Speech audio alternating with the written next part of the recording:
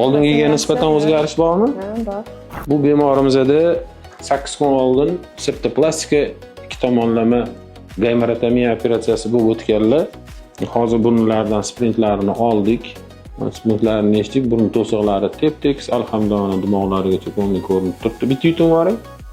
Mana, ko'ngli ko'rinib turibdi. O'ng tarafda mana gamir bo'shliqlarini, tabiiy yo'llarni ochib qo'yganmiz. Ikkinchi taraflar. Ikkinchi taraflari to'siqlari juda ham keskin chiqib ketgan edi mana shu tarafda. Shu yerda juda ham chiqib ketgan edi. O'shani o'rni tomonlarigacha ko'rinib turibdi. Operatsiyadan oldin o'sha gaymarik bo'lib 15 kun yurdim, yirik to'xtamadi. Keyin yoniga keldik. Operatsiyada biz yuzimda og'riqlar bor edi, boshim og'rirdi har kuni.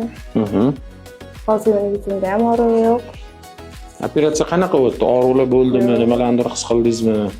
Narkoz jo'natib uxladim, uyg'ondim, operatsiyadan uyg'ondim. Narkozdan keyin qiynalmadingizmi? Hammasi yaxshi o'tdimi? Ko'pchilik narkozdan qo'rqadi-da.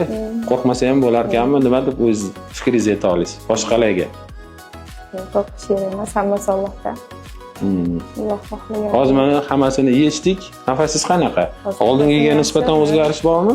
Bor. Xo'p, alhamdulillah hammasi yaxshi.